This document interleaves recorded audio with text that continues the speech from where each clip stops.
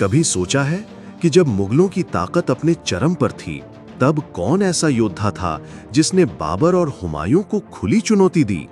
वो था शेर शाह सूरी, एक ऐसा नाम जिसे इतिहास की किताबों में कभी उतनी जगह नहीं मिली जितनी वो हकदार था।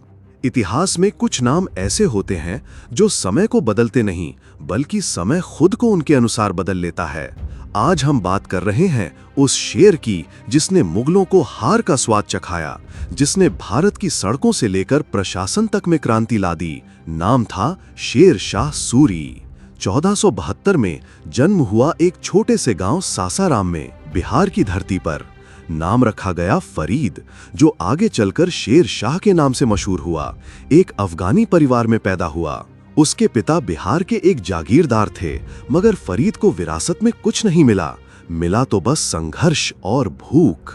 जब एक शेर को मार गिराया, तब उसके अफगानी संरक्षक ने उसे नाम दिया शेर खान, और वहीं से शुरू हुई उसकी कहानी। शेर खान ने सबसे पहले बहार खान लोदी के अधीन नौकरी की और जल्द ही खुद को इतना सक्षम सिद्ध किया कि बहार खान की हत्या कर दी और खुद सत्ता संभाली। जब बाबर भारत आया, तब शेर शाह एक छोटा सेनापति था, मगर उसने देखा कि ये देश बाहरी आक्रमणकारियों की जमीन बनता जा रहा है। उसे पता था कि अगर कुछ करना है तो अब करना होगा, और उसने अपने संघर्ष की शुरुआत की। इसके बाद बंगाल के शासक को हराकर पूरे बिहार पर शासन जमाया। धीरे धीरे उसके नाम से राजा और नवाब कांपने लगे।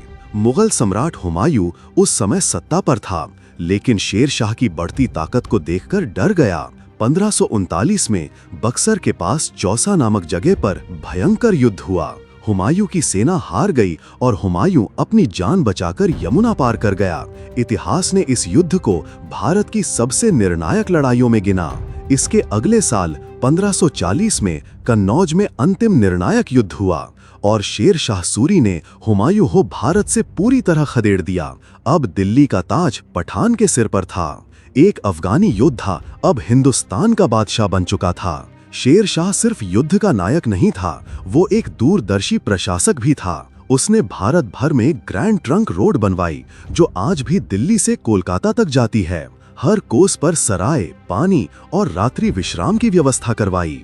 उसने जमीन की नाप जोख कर टैक्स प्रणाली बनाई, जो मुगलों और अंग्रेजों तक चलती रही। शेर शाह ने रुपया नामक सिक्के की शुरुआत की, एक तय मानक और वजन का चांदी का सिक्का जो पूरे साम्राज्य में मान्य था। उसने कानून व्यवस्था में इतना सुधार किया कि रात में अकेली स्त्री भी यात्रा कर सकती थी। लोग कहते थे शेर शाह के राज में इंसाफ खुद चलता था। 1545 में शेर शाह ने कालिंजर के किले को जीतने के लिए चढ़ाई की। जीत तो मिली, लेकिन एक बारूद की गुफा में विस्फोट हुआ और शेर शाह बुरी तरह जल गया। कुछ दिनों में ही उस शेर की सांसें थम गईं, लेकिन उसकी विरासत हमेशा के लिए अमर हो गई। बिहार के सासाराम में स्थित उसका मकबरा आज भी उसकी विरासत का जीता जागता गवाह है। शेर शाह सूरी वो बादशाह जिसने बिना वंशवाद, बिना विशाल खजाने, सिर्फ अपनी बुद्धि, बहादुरी और नीतियों से इतिहास में अमिट छाप छोड़ी। आज हम जिस रुपये से खरीदारी करते हैं, जो जीटी रोड से यात्रा करते हैं, जो व्यवस्थित प्रशासन की बात करते हैं, उसमें शेर शाह सूरी का योगदान छिपा है। वो मात्र 5 वर्षों तक सम्राट रहा, लेकिन उस छोटे से कालखंड में उसने भारत की रूपरेखा बदल डाली। शेर शाह सूरी एक ऐसे योद्धा थे जो तलवार से नहीं, सोच और शासन से जीते। मुगलों को पराजित करने वाला ये शेर आज भी भारतीय इतिहास के पन्नों में गर्व से दर्ज है। क्या आप मानते हैं कि अगर शेर शाह ज्यादा दिन जीवित रहता तो भारत का इतिहास कुछ और होता? कमेंट में अपनी राय जरूर बताएं और ऐसे ही कहानियों के लिए हिस्ट्री नोशन को सब्सक्राइब करें।